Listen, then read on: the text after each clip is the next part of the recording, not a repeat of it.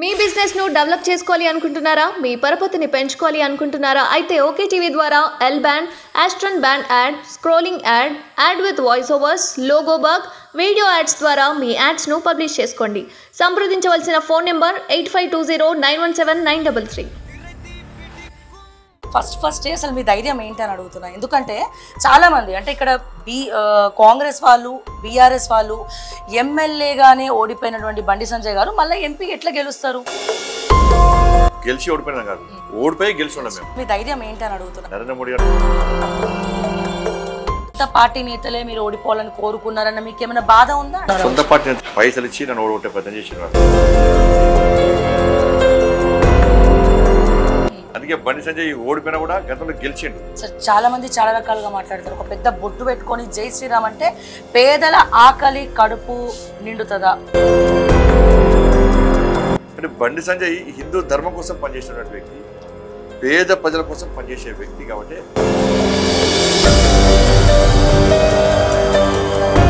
భారత్ మాతాకి జయని గర్జిస్తూ గాంధీ కొట్లాడం కాబట్టి దేశంలో అధికారంలోకి వచ్చినాం. మిమ్మల్ని కేవలం బండి సంజయ్ గారిని అధ్యక్ష పదవి నుంచి కేసీఆర్ కావాలని బండి సంజయ్ని తొలగించేలా చేసిందని. ఎన్ని స్థానాలు బీజేపీ గెలుస్తారు నమ్మకం? ఎవరు ఊహించిన విధంగా 17 స్థానాలు పెద్దలు పక్క అంత కాన్ఫిడెన్స్ ఏంటి సార్? ఇక్కడ బీఆర్ఎస్ 3-4 స్థానాలన్నా గెలుస్తాయని నమ్మకం. కాంగ్రెస్ కూడా పెట్టుకుంటున్నారు బీఆర్ఎస్ బీజేపీ. ఎవరన్నారు? Welcome to okay TV. నేను మిస్ శ్రావ్య. నేను ప్రస్తుతం జమ్మికుంటలో ఉన్నాను, బండి సంజయ్ గారి యాత్రలో ఉన్నాను. సో ఎప్పటి నుంచో ఎదురు చూస్తూ ఉన్నాను. ఫస్ట్ టైం బండి సంజయ్ గారితో మన ఓకే టీవీలో ఎక్స్క్లూజివ్ ఇంటర్వ్యూ చేయబోతున్నాము. ఎన్నో విషయాలు ఉన్నాయి ఆయనతో మాట్లాడడానికి. సో అడిగి తెలుసుకుందాం. సార్ నమస్కారం అండి, ఎలా ఉన్నారు? చాలా బాగున్నాను. అయితే ఫస్ట్ అసలు మీ ధైర్యం ఏంటి అని అడుగుతున్నా. ఎందుకంటే చాలామంది అంటే ఇక్కడ కాంగ్రెస్ వాళ్ళు, బీఆర్ఎస్ వాళ్ళు ఎమ్మెల్యేగానే ఓడిపోయినటువంటి బండి సంజయ్ గారు మళ్ళీ ఎంపీ ఎట్లా గెలుస్తారు? ఆయన ఎందుకు ప్రచారం చేయబడుతున్నారు, ఎందుకు వెళ్తున్నారు అన్న వాళ్ళకి మీరు ఇచ్చే సమాధానం ఏంటి? ఎమ్మెల్యే నేను ఓడిపోయాను అనుకుంటున్నాను. నాకు ఎంత 1500 ఓట్లతో మాత్రమే ఓడిపోయాను. కానీ ఎట్లా ఓడిపోయినా నాకు తెలుసు, నా కార్యకర్తలు తెలుసు, ప్రజలకు తెలుసు. ఎవరి వల్ల ఓడిపోయినా కూడా తెలుసు, ఎవరు ఒక్కటైనా ఓడగొట్టారో కూడా ప్రజలకు తెలుసు. కాబట్టి దానికి భయపడి నేను ఇంట్లో కూర్చుంటే మేము ధర్మాన్ని కాపాడే వ్యక్తులము, ఇలా సమాజాన్ని సంఘటిత చేసే వ్యక్తులము, ఈ దేశం కోసం పనిచేసే వ్యక్తులము, నరేంద్ర మోడీ గారిని తిరిగి ప్రధానమంత్రి చేయాలని చెప్పి ఖచ్చితంగా పనిచేస్తున్నటువంటి కార్యకర్తలు. కాబట్టి నిరాశ నిస్పృహకు గురయ్యేటువంటి కార్యకర్తలం కాదు. ప్లస్ మేము గెలిచి వచ్చినాం కాదు, ఓడిపోయి గెలిచినాం. మేము గెలిచి ఓడిపోయినాం కాదు, ఓడిపోయి గెలిచినాం మేము. కాబట్టి కింద నుంచి మేము గెలుచుకుంటూ ఓడిపోవడం వచ్చి గెలిచినాము. కొన్ని సందర్భాలు ఓడిపోయినాము. కాబట్టి తెలంగాణ రాష్ట్రంలో ఎప్పుడు అధికారం రాలే, ఓడిపోకుండా వస్తున్నాం. మూడు అధికారులు వచ్చేది కదా. ఇప్పుడు దేశంలో ఒకప్పుడు 2 సీట్లు భారతీయ జనతా పార్టీ. చాలా మంది ఇట్నే హేళన చేశారు, బీజేపీ ఏందా 2 సీట్లు బీజేపీ దేశంలో అధికారానికి వస్తుందా, ఎందుకు ఆ పార్టీ కోసం పనిచేస్తున్నారు అని చెప్పన్నారు. కానీ ఎవరు ఎన్ని విమర్శలు చేసినా, ఎవరు ఎన్ని హేళన చేసినా కూడా కాషాయం జెండా పట్టుకొని, కమలపూ జెండా పట్టుకొని భారత్ మాతాకి జై అని, జై శ్రీరామ్ అని గర్జిస్తూ గాంధీస్తూ అనేక మంది మా సీనియర్ కార్యకర్తలు చాలామంది బలిదానం అయిపోయారు సిద్ధాంతం కోసం. చాలామంది కష్టపడి పనిచేస్తూ ఉన్నారు. వాళ్ళందరూ కష్టపడి పనిచేయాలనే 2 సీట్లు ఉన్న భారతీయ జనతా పార్టీ 303 సీట్లు దేశంలో సాధించుకొని కేంద్రంలో వాళ్ళ అధికారంలోకి వచ్చిన విషయాన్ని మేము ఎప్పుడు మర్చిపోము. మా యొక్క ఆలోచన అది, మా లక్ష్యం అది. లక్ష్యాన్ని చేరుకోవడానికి ఇబ్బందులు వచ్చినా, ఓటములు గెలుపులను సమాన దృక్పథం చూసి ముందుకు పోతూ ఉంటాం. అందుకే బండి సంజయ్ ఓడిపోయినా కూడా గతంలో గెలిచిండు. మొన్న కొంతమంది ఓడగొట్టినా కూడా ఇలా మెజార్టీ ప్రజలు గెలిపిస్తారు. ఎవరా కొంతమంది అంటే సొంత పార్టీ నేతలే మీరు ఓడిపోవాలని కోరుకున్నారన్న మీకు ఏమైనా బాధ ఉందా? అంటే చాలా మంది మాట్లాడుతున్నారు. సొంత పార్టీ నేతలు కాదు, అక్కడ తుర్కోలందరూ ఒకటైనా ఓడగొట్టారు. హైదరాబాద్ నుంచి ఇమాములు వచ్చి వాళ్ళు వచ్చి బండి సంజయ్ గెలవద్దు, బీఆర్ఎస్ కాంగ్రెస్ పార్టీ ఇద్దరు కలిసి ఏం చేశారు, ఎంఐఎం పార్టీని బూచా చూపట్టి, కొంతమంది ఇమాములను బూచా చూపట్టి అర్ధరాత్రి సమావేశాలు ఏర్పాటు చేసుకొని ఇవాళ బండి సంజయ్ గెలవద్దు అని చెప్పి వాళ్ళు ఓట్ బ్యాంక్గా మారి నన్ను ఓడగొట్టే ప్రయత్నం చేశారు. ఇవాళ కన్వీనర్ పార్టీ మెజార్టీ ప్రజలు ఉంటారనే విషయం వాళ్ళకి తెలియదు. ఇవాళ కాంగ్రెస్ పార్టీ, బీఆర్ఎస్ పార్టీలు వాళ్ళ ఓట్ల కోసం కక్కుర్తిపడి నన్ను ఓడగొట్టే ప్రయత్నం చేశారు. పైసలు ఇచ్చి నన్ను ఓడగొట్టే ప్రయత్నం చేశారు వాళ్ళు. కానీ ఇవాళ కాంగ్రెస్, బీఆర్ఎస్ పార్టీ నాయకులు ఇవాళ పార్లమెంట్లో మరి ఏ వర్గం ఓట్లు కావాలి మీకు? ఇలా కాంగ్రెస్ బీఆర్ఎస్ పార్టీకి సంబంధించిన కార్యకర్తలే ఇలా ఇక్కడ బండి సంజయ్ని గెలవాలి, నరేంద్ర మోడీ గారు ప్రధానమంత్రి చేయాలి. ఇవాళ కరీంనగర్లో బండి సంజయ్ని ఒక వర్గ ప్రజలు ఓడగొట్టారు. కాబట్టి మా పార్టీ జెండాలు ముఖ్యం కాదు, మా ఎజెండా మనం ఓటు బ్యాంక్గా మారాలి.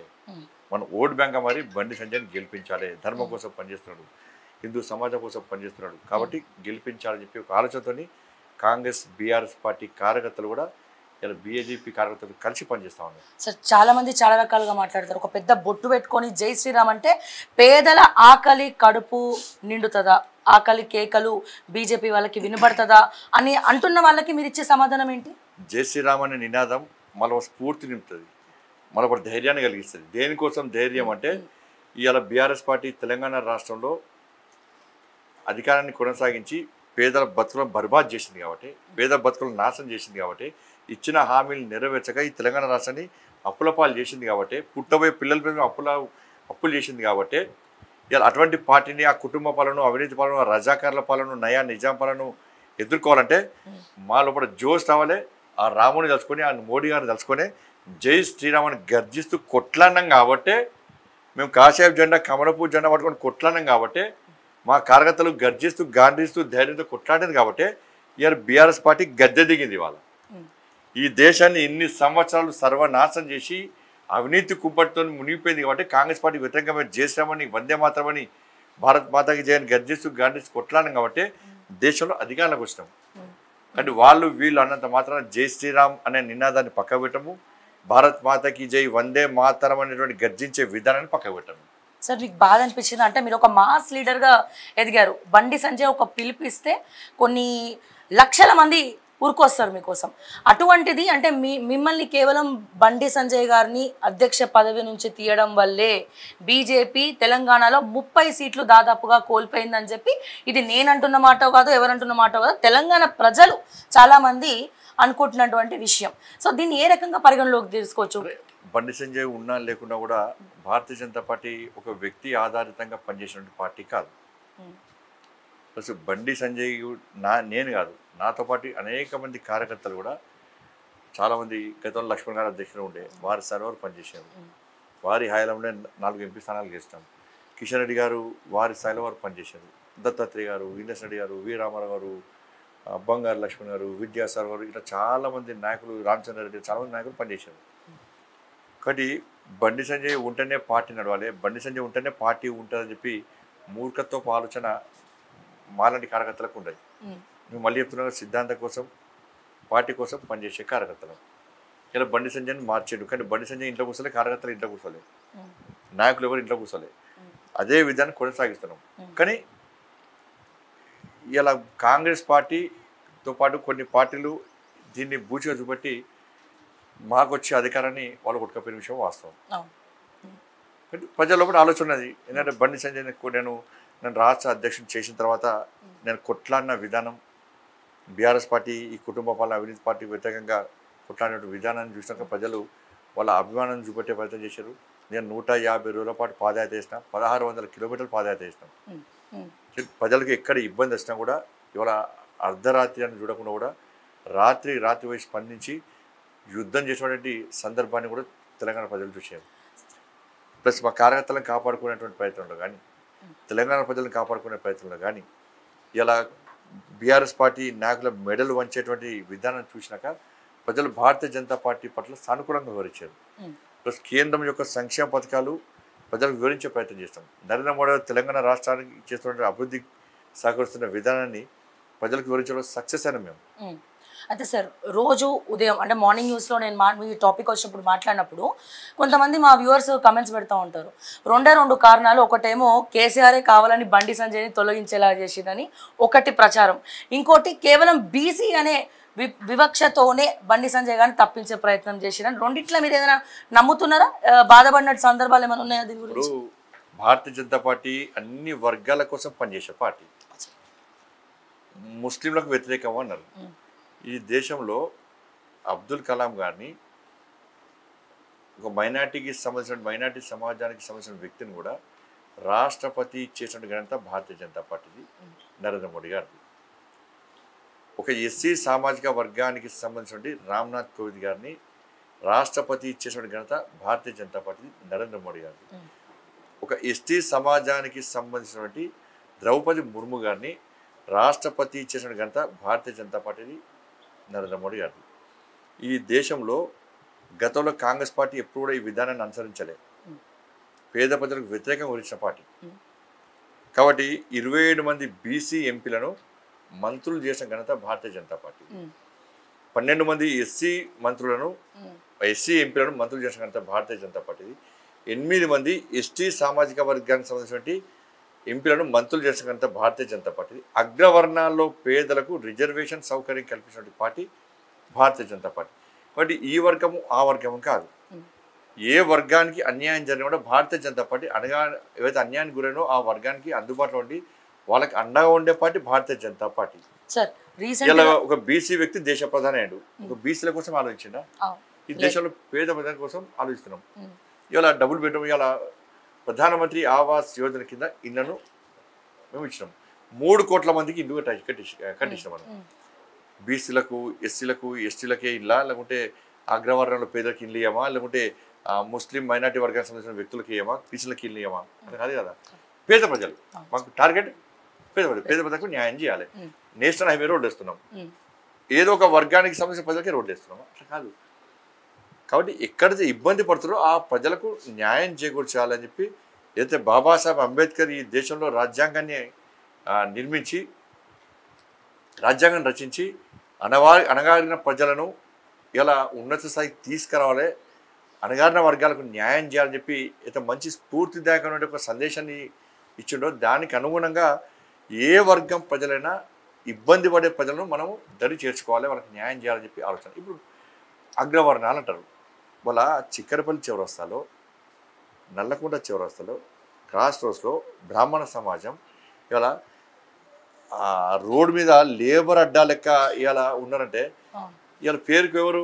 అగ్రవర్ణాలు. వాళ్ళ పరిస్థితి ఏంది? వాళ్ళ తిండికి లేక వాళ్ళ రెడ్డి కులస్తులు ఉన్నారు, పేరుకు అగ్రవర్ణాలు. ఇవాళ గ్రామాల్లో కూలీలాగా బతికే పరిస్థితి వచ్చింది, ఇలా పేరుకు వెలువలు.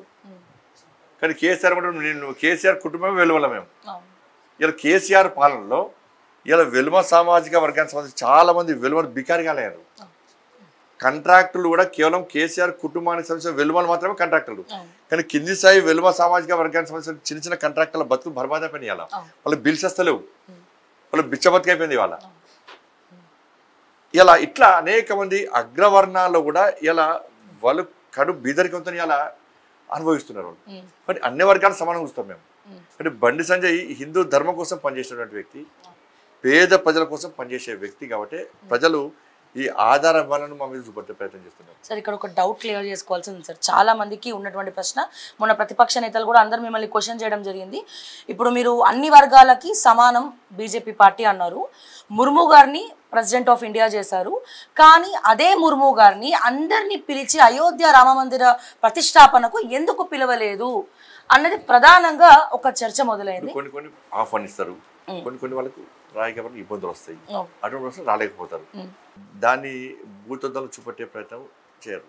మరి అదే ద్రౌపది ముర్ము గారు వీళ్ళ ద్వంద్వ విధానాలు, ద్రౌపది ముర్ము గారిని రాష్ట్రపతి అభ్యర్థిగా ఒక మారుమూల ప్రాంతానికి సంబంధించిన మామూలు మహిళను రాష్ట్రపతిగా అభ్యర్థిగా ప్రకటించినప్పుడు ఇదే విమర్శించేటువంటి మూర్ఖత్వ పాల్గొన్నటువంటి మూర్ఖులు కాంగ్రెస్ బీఆర్ఎస్ కలిసి, కమ్యూనిస్టులు కలిసి ఓడగొట్టే ప్రయత్నం ఎందుకు చేసినాయి? ఇలా వారిని గౌరవించి సమున్నత స్థానం ఇచ్చి గౌరవ రాష్ట్రపతి హోదాలో చైర్లో కూర్చోబెట్టిన ఎవరు? నరేంద్ర మోడీ గారు. అటువంటి ఒక గొప్ప వ్యక్తురాల్ని అవమానించేటువంటి ఆలోచన, మూర్ఖత్వం ఆలోచన భారతీయ జనతా పార్టీకి ఉండదు. అక్కడ రాజకీయ ఇబ్బందులు, లీగల్ ఇబ్బందులు వచ్చినప్పుడు వారు రాలేకపోతారు, ఇప్పుడు సొంత ఇబ్బందులు వచ్చినప్పుడు రాలేకపోతారు.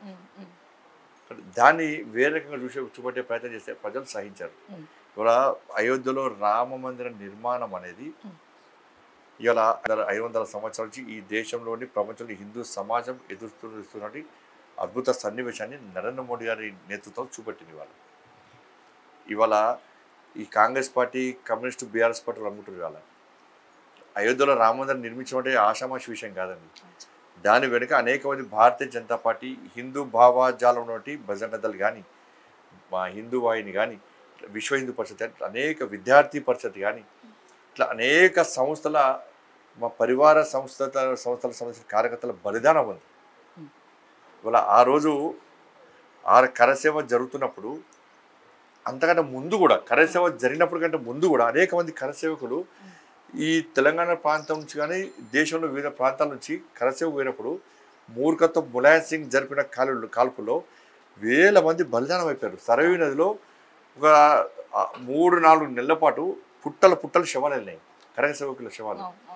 మరి ఏ రోజన్నా మరి కాంగ్రెస్ పార్టీ కమ్యూనిస్టో ఇతర పార్టీ కార్యకర్తలు పోయి అయోధ్యలో రామ మందిరం కోసం బలిదానం చేసారా, త్యాగాలు చేసారా? త్యాగాలు చేసింది మేము. ఇలా త్యాగాలు చేసినటువంటి పార్టీ, త్యాగాలు చేసినటువంటి కరసేవకులము అయోధ్యలో రామ మందిర నిర్మాణం కావాలని కోరుకున్నాము. మమ్మల్ని ఆశీర్వదించి పంపింది ఎవరు? హిందూ సమాజం. హిందూ సమాజం మమ్మల్ని ఆశీర్వదించి ఆరతులు ఇచ్చి పోండి మీరు అయోధ్యలో తాడోపేడో తెలుసుకోండి, అయోధ్యలో రామ మందిర నిర్మాణం జరగాలి. రాముడు జన్మిస్తున్న స్థలంలో ఎందుకు రామ మందిర నిర్మాణం జరగద్దు? కాంగ్రెస్ పార్టీ ద్వంద్వ విధానాలను అడ్డగించండి, మీరు త్యాగాన్ని సిద్ధమై పోండి, రామ మందిరం నిర్మించే తిరిగి రండి అని చెప్పి గ్రామాల వారిగా హిందూ సమాజం మాకు ఆశీర్వాదాలు అందజేసి ఒక లక్ష్యం కోసం పంపించింది. బలిదానమే మా కార్యకర్తలు. సార్, ఇప్పుడు ఈ ఎంపీ ఎలక్షన్స్లో కూడా ప్రధాన ఎజెండా రామ మందిరం వల్లే ఓట్లు వస్తాయి బీజేపీకి అని అనుకుంటున్నారా? మేము ప్రజలు ఆశీర్వదిస్తున్నారు. అరే మా చిరకాల కళను నరేంద్ర మోడీ గారు తీర్చారు.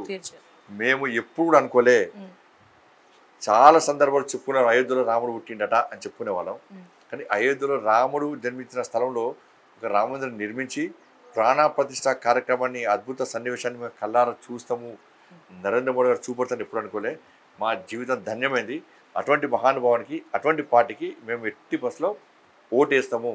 ఇవాళ మళ్ళీ అక్కడ నరేంద్ర మోడీ గారికి ఓటేయకుంటే భారతీయ జనతా పార్టీకి అధికారం రాకుంటే మళ్ళీ రామ మందిరానికి ఇబ్బందులు వచ్చేటువంటి ప్రమాదం ఏర్పడుతుంది. ఎందుకంటే కాంగ్రెస్ పార్టీ బాబ్రీ మసీదుకు సపోర్ట్ చేస్తుంది తప్ప రామ మందిరానికి సపోర్ట్ చేస్తలేదు. ప్రాణ ప్రతిష్ఠ కార్యక్రమానికి అన్ని పార్టీలను పిలుస్తాం. కాంగ్రెస్ పార్టీ ఎందుకు పోలేకపోయింది? ఇప్పటికైనా కాంగ్రెస్ పార్టీ అధికారం రాదు, వస్తే రామ మందిరాన్ని కాపాడుతాం అని అగ్రిమెంట్ ఇవ్వగలుగుతుందా? ఆ ధైర్యం ఉందా? కాబట్టి మేము రామ మందిరం నిర్మించడానికి నరేంద్ర మోడీ గారు ఓటే అని చెప్పి ప్రజలు ఆలోచిస్తున్నారు. మేము నరేంద్ర మోడీ గారు ప్రధానమంత్రి అయిన తర్వాత ఈ దేశాన్ని ఏ విధంగా అభివృద్ధి చేసినాము, వాళ్ళ ఆర్థిక ప్రగతిలో కూడా 10వ స్థానంలో ఉన్నటువంటి భారతదేశం ఇలా 5వ స్థానానికి వచ్చింది. లాక్డౌన్ విధించినటువంటి అనేక దేశాలు ఇలా అతలకుతలం అయిపోయినాయి, ఆర్థికంగా పూర్తిగా నాశనం అయిపోయినాయి. అటువంటి పరిస్థితుల్లో కూడా ఈ దేశాన్ని అన్ని రంగాల్లో అభివృద్ధి చేసి ఆర్థిక ప్రగతిలో 10వ స్థానంలో ఉన్నటువంటి భారతదేశాన్ని ఇవాళ 5వ స్థానం తీసుకొచ్చిండు. మళ్ళీ అవకాశం ఇవ్వండి, 3వ స్థానం తీసుకొస్తా, 2047 వరకు నెంబర్ 1 స్థానం తీసుకొస్తా, తల్లి భారత మాతను విశ్వగురు స్థానంలో ప్రతిష్ఠించాలని చెప్పి ఏకైక లక్ష్యంతో నేను పనిచేస్తున్నా అని చెప్పి 24 hours ఈ దేశం కోసం, ఈ దేశ ప్రజల కోసం, ఈ దేశాన్ని రక్షించడం కోసం పనిచేసినటువంటి ఒక నరేంద్ర మోడీ గారు తిరిగి ప్రధానమంత్రి చేయండి అని ప్రజలకు అప్పీల్ చేస్తున్నాం. ఇవాళ గ్రామాల వారిగా ఎన్ని నిధులు ఇచ్చేది, ఇవాళ తెలంగాణ రాష్ట్రానికి 10 లక్షల కోట్ల రూపాయలు ఇవాళ అభివృద్ధికి ఇచ్చినాం, సహకరించినాం. కాబట్టి అభివృద్ధి ప్లస్ దేశం గురించి ఇవాళ ప్రజలకు వివరిస్తూ మేము ఓట్లను రిక్వెస్ట్ చేస్తున్నాం. 370 ఆర్టికల్ రద్దు చేస్తానం, చేసినాం. అయోధ్యలో రామ మందిరం నిర్మించినాం. త్రిపుల్ తలాక్ రద్దు చేస్తానం, చేసినాం. కానీ ఇవన్నీ ఇచ్చిన హామీలు నెరవేర్చినటువంటి పార్టీ భారతీయ జనతా పార్టీ. అందుకే కాంగ్రెస్ 6 గ్యారంటీల మీద ప్రజలకు విశ్వాసం లేదు. ఈ దేశానికి ఏకైక గ్యారంటీ మోడీ, నరేంద్ర మోడీ మాకు గ్యారంటీ.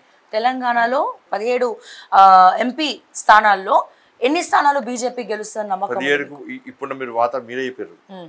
ఇప్పుడు వాతావరణం చూస్తుంటే ఎవరు ఊహించిన విధంగా 17కు 17 స్థానాలు మేము గెలవబోతున్నాం. పక్కా అంత కాన్ఫిడెన్స్ ఏంటి సార్?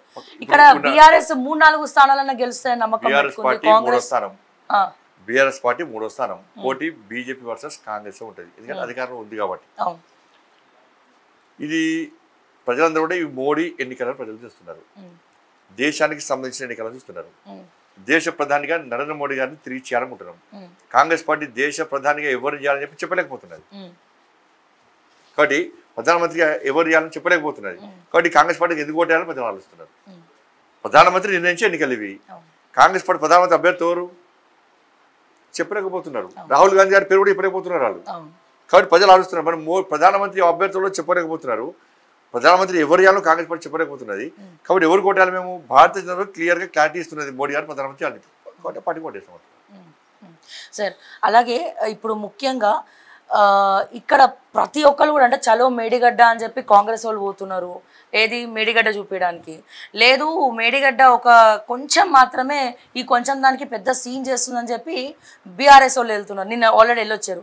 మరి బీజేపీ వాళ్ళు ఏం పోరా మేడిగడ్డకి పోయి? వాళ్ళది కూడా అసలు ఏంది వీళ్ళిద్దరి మధ్యలో సంధి అని చెప్పి, లేకపోతే ఈ గొడవ ఏందనేది మీరు కూడా ఎక్కడో ఒకరికి పోవాలి కదా సార్, కాళేశ్వరం పట్టుకొని. ఇప్పుడు సభ్యులు మీరు వాస్తవాలు వచ్చండి, మీ ఛానల్ ద్వారా ప్రజలకు వాస్తవ విషయాలు చెప్పాలి. కాళేశ్వరంలో అవినీతి జరిగింది వాస్తవం, 1,00,000 కోట్ల రూపాయలు అవినీతి జరిగింది వాస్తవం. అక్కడ మేడిగడ్డలో ఆ పిల్లర్స్ కుంగిపోయిన వెంటనే national dam safety authority central team వచ్చి దాన్ని పరిశీలించింది. 24th రోజు వచ్చారు, 23rd రోజు 24th రోజు వచ్చారు. 25th రోజు హైదరాబాద్లో సమావేశం ఏర్పాటు చేశారు. మాకు ఈ డాక్యుమెంట్స్ కావాలని చెప్పి రాష్ట్ర ప్రభుత్వాన్ని కోరారు. అసలు ఇవ్వాల్సిన డాక్యుమెంట్స్ ఇవ్వకుండా పనికిరాని డాక్యుమెంట్స్ అని అప్పుడు బీఆర్ఎస్ పార్టీ ప్రభుత్వం ఇచ్చింది. మీరు ఇవ్వకుంటే మేము క్లారిటీ ఇవ్వదలుచుకున్నాం అని చెప్పి ఆ కమిటీ చెప్పింది. రాష్ట్ర ప్రభుత్వం విచారణ సహకరించలేదు. తిరిగి ఆ టీమే పూర్తి అంశాలను పరిశీలించి అక్కడ వాస్తవ పరిస్థితులను గుర్తించి ఇది ప్రమాదకరమైన పరిస్థితిలో ఉంది, దీన్ని తిరిగి పునర్నిర్మాణం, దీన్ని ఏదో రిపేర్ చేస్తే అయ్యేది కాదు, అవినీతి అక్రమాలకు దీన్ని పాల్పడ్డారు, నాణ్యత లేకుండా పనులు చేశారని చెప్పి పూర్తి నివేదిక ఇచ్చింది వాస్తవం. దాంతోపాటు విజిలెన్స్ రిపోర్ట్ ఇచ్చింది. ఇచ్చాక అవినీతి నిరూపణ కాబడ్డా కానట అయిపోయింది. కాంగ్రెస్ పార్టీ కూడా విషయం స్పష్టం చేసింది. చేసిన తర్వాత కాంగ్రెస్ పార్టీకి సంబంధించిన మంత్రులు కూడా హెలికాప్టర్లో పేరు, వాళ్ళు కూడా అవినీతికి ఇది కట్టడం కరెక్ట్ కాదు, కరెక్ట్ అని చెప్పి వాళ్ళు కూడా స్పష్టం చేసింది. విచారణ అయిపోయినాక ఏం చేయాలి? నెక్స్ట్ చర్యలు తీసుకోవాలి. గతంలో బీఆర్ఎస్ పార్టీ ప్రభుత్వం సిబిఐకి ఇవ్వలేదు. ఇక్కడ కాంగ్రెస్ పార్టీ నాయకులు గతంలో అధికారం రాకముందు సిబిఐకి విచారణ జరపాలని చెప్పి అన్నారు. అధికారంలోకి వచ్చారు. సిబిఐ విచారణకు సహకరిస్తున్నారు. అవినీతి జరిగింది వాస్తవం అంటున్నారు. క్రిమినల్ యాక్షన్ తీసుకోవాలి, కేసీఆర్ ఆస్తులు జప్తు చేయాలంటున్నాము. యాక్షన్ లేదు. ప్లస్ వీళ్ళు కాళేశ్వరం అన్నారు, వాళ్ళు ఏమంటున్నారు? కృష్ణా జలాలు అంటున్నారు, పాలమూరు రంగారెడ్డి అంటున్నారు. వీళ్ళు వాళ్ళ మీద ఆరోపణలు చేస్తున్నారు, వాళ్ళు వీళ్ళ మీద ఆరోపణలు చేస్తున్నారు. దీని ద్వారా ఏమర్థమవుతుంది? వాళ్ళ కాంగ్రెస్ బీఆర్ఎస్ పార్టీ మీద మేము అవినీతి మీద ఇట్నే టైం పాస్ చేస్తుంటాం, మా అవినీతిపై విచారణ జరపద్దు, ప్రజల దృష్టి మళ్లించాలి అని బీఆర్ఎస్ పార్టీ కాంగ్రెస్ పార్టీ కుమ్మక్కైంది. కాంగ్రెస్ పార్టీకి ఏంది? మేము ఇచ్చిన 6 గ్యారెంటీల మీద అసెంబ్లీలో బీఆర్ఎస్ పార్టీలు ప్రశ్నించద్దు, కానీ 100 రోజులు కాబోతున్నది. కాబట్టి ఇద్దరి మధ్య లోపాయికార ఒప్పందం. ఇది వీళ్ళిద్దరు ఆడుతున్న డ్రామా. మేము రమ్మన్నాం. ఆ రోజు బీఆర్ఎస్ పార్టీ ఎందుకు రాలేకపోయింది? మేము పోతా అంటే బీఆర్ఎస్ పార్టీ ఎందుకు అడుకున్నది? మా కిషన్ గారిని వాళ్ళ ఎందుకు అడుకున్నది? ఒకటి నేషనల్ డ్యామ్ సేఫ్టీ అథారిటీ వచ్చినప్పుడు బీఆర్ఎస్ పార్టీ ఎందుకు సహకరించలేకపోయింది? కేంద్ర విచారణ సంస్థలకు బీఆర్ఎస్ పార్టీ అది చిన్న తప్పితం అయితే ఎందుకు అప్పుడు వచ్చిన విచారణ సంస్థలకు డాక్యుమెంట్స్ ఎందుకు ఇవ్వలేకపోయింది? పర్మిషన్ ఇచ్చిందే కేంద్ర ప్రభుత్వం, ఇవ్వలే కదా, ఇవ్వలేదు కేంద్రం చెప్పింది కదా. అంటే బీఆర్ఎస్ పార్టీ ఈ తప్పు చిన్న పగుళ్ళే అనుకుంటే ఒకనే ఇంత పగులు అంటాడు, ఒకనే చేతి పెట్టి గింత పగులు అంటున్నాడు, ఒకనే తలకాయ పెట్టి గింతనే పగులు అంటున్నారు, ఇంకా మనిషి లోపలికేవే గింత పగులు అంటున్నాడు. ఇది కాదు కదా. విచారణ సంస్థలు వచ్చినప్పుడు మీకు ఆ నిబద్ధత ఉంటే అది చిన్న తప్పిదం అయితే కేంద్రం నుంచి వచ్చే విచారణ సంస్థలకు ఎందుకు సహకరిస్తలేరు? ఇప్పుడు కాంగ్రెస్ పార్టీ ప్రభుత్వం విచారణ చేస్తాన కూడా ఎందుకు సహకరిస్తలేరు? దానికి మీకున్న ఇబ్బందులు ఏంది? ఇది ఏదో ప్రొజెక్టర్ పెట్టి మేము పీపీటీ ఇస్తామంటే దాని ప్రజలు నమ్మరు. కాబట్టి ప్రజాధనాన్ని దుర్వినియోగించింది వాస్తవం. ఎల్ఎన్టీ సంస్థ నుంచి సబ్ కాంట్రాక్ట్ తీసుకున్నది వాస్తవం. కానీ పెద్ద ఈ బీఆర్ఎస్ పార్టీ యొక్క మూర్ఖత్వం ఆలోచన వల్ల పెద్ద సంస్థలు, అప్పుడు ఏ పెద్ద సంస్థ వచ్చినా వాళ్ళు బెదిరించుడేనే వాళ్ళ కుటుంబానికి సబ్ కాంట్రాక్టుల కోసం.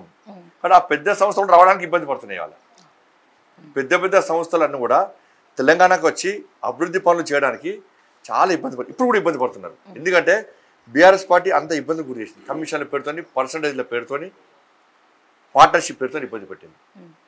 కాబట్టి ఇవాళ రెండు పార్టీ డ్రామాలు ఆడుతున్నాయి అలా. కానీ మేము వాళ్ళ ఆరాటము అవినీతి మీద విచారణ జరపొద్దని వాళ్ళు, 6 గ్యారెంటీల మీద విచారణ అడగద్దని వీళ్ళు ఆరాటం. మా అత్యుత్తమ ఆవేదన ఏంది, మా పోరాటం ఏంది, 6 గ్యారెంటీలు అమలు చేయించే విధంగా ప్రభుత్వం ఉత్తేజపడమే పోరాటం.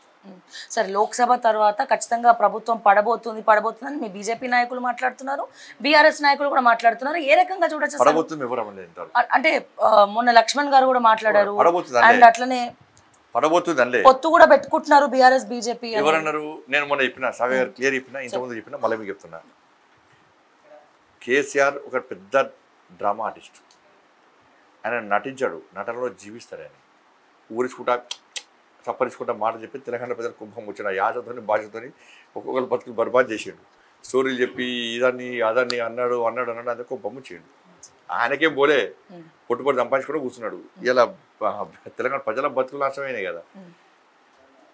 ఇవాళ శాసనసభ ఎన్నికల ముందు బీఆర్ఎస్ పార్టీకి సంబంధించిన మంత్రులు బీజేపీలో చేయడానికి సిద్ధమైన వెంటనే లీక్ అయింది. అది తెలిసిన కేసీఆర్ ఏం చేయాలి వాళ్ళకు, లేదు మనందరం కలిసి కొట్టాడాలి, నేను ఇది వీకినా ఇది ఓడిసినా అని చెప్పించి వాళ్ళని ఏదో చెప్పించి, నువ్వు తెలంగాణ 4 కోట్ల మందికే మాయమాలే చెప్పి మోసం చేసి అధికారం చేపడుతుంది. నీ దగ్గర మంత్రాలు నువ్వు నమ్మించుకోలేవా? కాబట్టి ఏం చేసి పిలిచి కేంద్రంలో అధికారంలో మనం చేరబోతున్నాం, నాకు వ్యవసాయ శాఖ మంత్రి వస్తున్నది అని చెప్పిన వాళ్ళు తలగా ఊపిడే వాళ్ళ పరిస్థితి, పరిస్థితి ఇంకోటి మాట్లాడుతున్నారు. అది వాళ్ళు వేసారు, అబ్బా మా కేసీఆర్ సార్ కేంద్ర వ్యవసాయ శాఖ మంత్రి అవుతుందట, ఇక మేము బీజేపీకి ఎందుకు పోవాలి అన్న లాగారు. ఆయనకు వలుకుంటారా పోయి అరే అయిపోయిందా మనం బీజేపీ కేంద్రంలో కలుస్తున్నామట, కేసీఆర్ సార్ వ్యవసాయ శాఖ మంత్రి వస్తుందట అని చెప్పించి మొత్తం స్ప్రెడ్ చేశారు. కేసీఆర్ అని డ్రామా కాదా? నువ్వు కాంగ్రెస్ పార్టీ ప్రభుత్వం ఉన్నప్పుడు అవినీతి పాల్పడ్డావు. సహారా కానీ ఈఎస్ఐ స్కామ్ కానీ అన్ని అవి నేను బీజేపీ కేంద్ర మంత్రి చేస్తారా మోడీ గారు? ఇంతవరకు కేంద్ర ప్రభుత్వం మీద ఒక అవినీతి ఆరోపణ లేదు. అట్లా నమ్మించి వాళ్ళ నాయకులను కాపాడుకునే ప్రయత్నం చేసిండ్రు. చేయని కాంగ్రెస్ పార్టీ ఏం చేసింది, ఆసరా తీసుకొని అబ్బా వాళ్ళ నాయకులు చెప్తారని చెప్పి వాళ్ళని మొత్తం భూతోదలు పెట్టి మొత్తం పొట్టు 7 వరకు ప్రచారం చేసి సక్సెస్ అయ్యారు కాంగ్రెస్ పార్టీ వాళ్ళు. కాంగ్రెస్ పార్టీ వాళ్ళు విధి విధానాలు చెప్పించి రాహుల్ గాంధీనో సోనియా గాంధీ గారు చూపట్టి గెలవలే. వాళ్ళు ఏం చేశారు, బీజేపీ బీఆర్ఎస్ ఒకటని చెప్పి కేసీఆర్ ఆ నాటకంలో వీళ్ళు జోడై ఇలా తెలంగాణ ప్రజలు చేశారు. ఇప్పుడు కదా చేస్తున్నారు. ఇప్పుడు ఏం చేస్తున్నారు, బీఆర్ఎస్ పార్టీ ఎంపీలు సిట్టింగ్ ఎంపీలు బీజేపీ పెడుతున్నారు. ఎన్నికల తర్వాత చాలా మంది బీఆర్ఎస్ పార్టీ ఎమ్మెల్యేలు బీజేపీలో చేరబోతున్నారు. ఎందుకంటే బీఆర్ఎస్ పార్టీ 3వ ప్లేస్కి పోతున్నది. కాబట్టి మళ్ళీ కేసీఆర్ ఏం మాట్లాడుతున్నాడు, కొంచెం బోలాగా మాట్లాడంటే మల్లారెడ్డి గారు ఉన్నారు, బోలాగా మాట్లాడు, లోపల ఏముండదు. మంచి నాయకుడు బోలాగా మాట్లాడు. ఇప్పుడు చూస్తారు కదా మేడిగడ్డ వెండి పాప మళ్ళీ నాకు బాధ అనిపించింది. ఈ బీఆర్ఎస్ వాళ్ళు పగుళ్ళే లేవంటున్నారు, ఆ బిడ్డని చేయబెట్టేసి కొట్టి మల్లారెడ్డి గారి మీద నిస్వార్థ నాయకుడు చెప్తాను, బోల నాయకుడు. ఆయన మీద చెడు కామెంట్స్ ఎవరు చేయరు. ఎందుకంటే ఉన్నది ఉన్నట్టు నిర్మోహమాటంగా నిక్కచ్చిగా చెప్పేటువంటి నాయకుడు మల్లారెడ్డి గారు.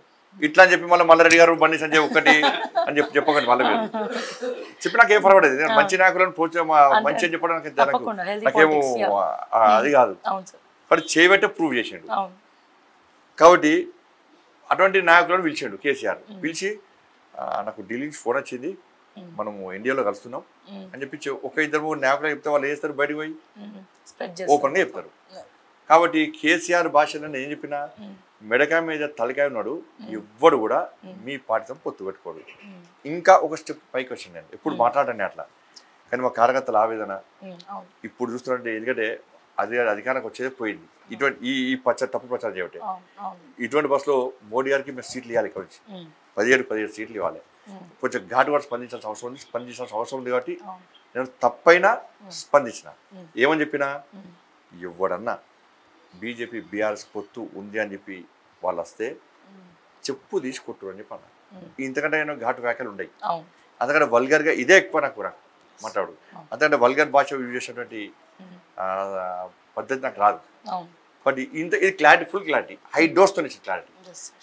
కాబట్టి దాంతోపాటు నేను ఒక్కటే అండి సావి గారు, ఇప్పుడు అధికారం ఉన్నప్పుడే పార్టీతో పొత్తు పెట్టుకోవాలి మేము. ఇప్పుడు పెట్టుకుంటాం మేము. ఇప్పుడు కేంద్రంలో 350 స్థానాలకు పైగా సొంతగా బీజేపీ సీటు సంపాదించి అధికారం రాబోతున్నాం. ఆ పార్టీ మాకు ఏం పని?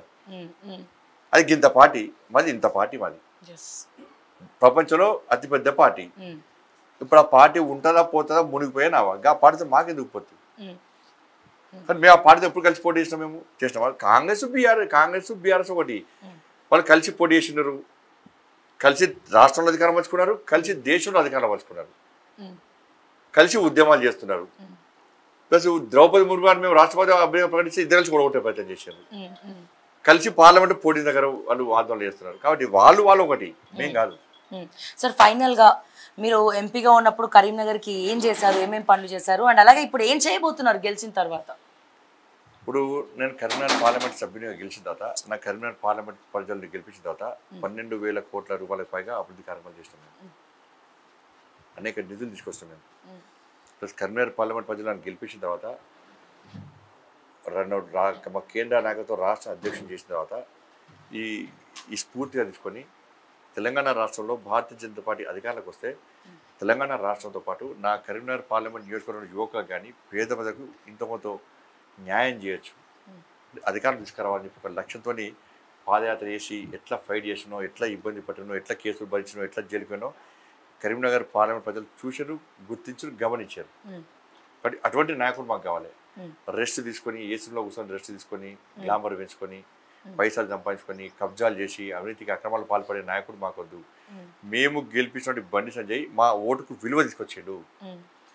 మేము ఏ ప్రాంతానికి ఏ జిల్లాకి పోయినా మేము బండి సంజయ్కి ఓటు వేస్తాం అంటే శభాష్ అంటున్నారు. మాకు కరీంనగర్ పార్లమెంట్లో మాకు ఓటు లేకపోవడం మా దురదృష్టం అని చెప్పి చాలా మంది ప్రజలు చెప్తున్నారు. అటువంటి వాతావరణం నిర్మాణం ఏంటి, అట్లానే కష్టపడి పనిచేసిన. దాంతోపాటు ఇక్కడ బీఆర్ఎస్ పార్టీ అభివృద్ధికి సహకరించలేదు అన్న విషయం ప్రజలకు తెలుసు. రాష్ట్ర ప్రభుత్వం సహకరిస్తేనే కేంద్రం నుంచి నిధులు రాబట్టే అవకాశం ఉంటుంది. నేరుగా కేంద్రం నిధులు ఇచ్చడం అధికారం లేదు, అవకాశం లేదు. ఉదాహరణ చెప్తాను మీకు. వేములవాడలో ప్రసాదం స్కీమ్లో మేము యాడ్ చేస్తాం దాన్ని, చేస్తాం దాన్ని వేములవాడ దేవస్థానం అని చెప్పి అన్నాం. రాష్ట్ర ప్రభుత్వం సహకరించలేదు. కుండగట్టును రామాయణ సర్కుడికి తీసుకొస్తా ఉన్నాం, రాష్ట్ర ప్రభుత్వం సహకరించలేదు. అయినప్పుడు కూడా ఇక్కడ కరీంనగర్ వరంగల్ నేషనల్ హైవే నిర్మాణాన్ని చేపట్టి మేము పనులు నరేంద్ర మోడీ గారి చేతి మీద పనులు ప్రారంభించి రోడ్లు పనులు ప్రారంభమైనాయి. 1,000 కోట్ల రూపాయలు తీసుకొస్తాం.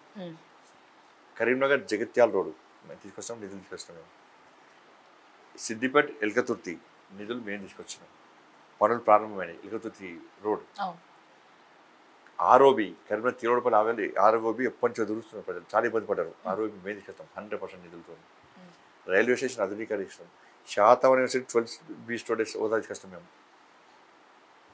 నేషనల్ టూల్ డిజైన్ సెంటర్ తీసుకొస్తాం మేము. ఇట్లా సిఆర్ఎఫ్ ఫండ్స్ తీసుకొస్తాం. గ్రామీణ సడక్ కిందకి ఎక్కువ నిధులు తీసుకొస్తాం మేము.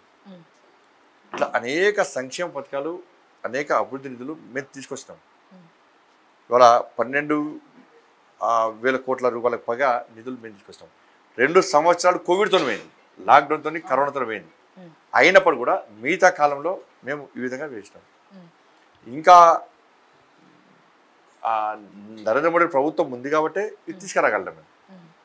కానీ ప్రజలకి ఈ విషయం తెలుసు, ప్రజలకి ఈ విషయం తెలుసు కాబట్టి ప్రజలు ఇలా మనం ఆదరిస్తున్నారు. ఇలా భారీ మెజార్టీతో గెలిపిపోతున్నారు. ఫైనల్గా సార్ సెంట్రల్ మినిస్టర్ పదవి కూడా ఏమైనా రాబోతుందా? మీరు ఆబ్వియస్లీ ఇంకా మీరు గెలుస్తారని కూడా ఇక్కడ మీ కార్యకర్తల్ని బలాన్ని అంతా కూడా చూస్తుంటే రిజల్ట్ ఇప్పుడే వచ్చేసినట్టు ప్రజలందరూ కూడా మీకే వేస్తామంటున్నారు సార్ ఓట్లు. కాబట్టి మేము మంత్రి పదవి కోసం కాదు, ఇలా కరీంనగర్ ప్రజలు నాకు ఓటేసి గెలిపిస్తే నేను ఆ అమూల్యమైన ఓటును, ఆ పవర్ఫుల్ ఓటును తీసుకుపోయి నరేంద్ర మోడీ గారిని ప్రధానమంత్రి చేయడానికి ఓటు వేయడానికి మేము సిద్ధమైనాం. అంతే తప్ప మంత్రి పదవుల కోసం కాదు, దేనికోసం కాదు. కరీంనగర్ పార్లమెంట్ యొక్క ప్రజలు కూడా ఎస్ ఇక్కడ బండి సంజయ్ని గెలిపిస్తే బండి సంజయ్ పోయి మోడీ గారికి ఓటేస్తారు. కాబట్టి ఇప్పుడు న్యాయం జరిగింది, ఫ్యూచర్లో మాకు న్యాయం జరుగుతుందని చెప్పి ఒక విశ్వాసాన్ని నమ్మకంతో నాకు ఓటేస్తాను. Yes sir, thank you. And అలాగే మీరు గెలిచిన తర్వాత మళ్ళీ మాకు ఒక ఎక్స్క్లూజివ్ ఇంటర్వ్యూ ఇవ్వాలని చెప్పి మనస్ఫూర్తిగా కోరుకుంటూ thank you sir. Thank you so much.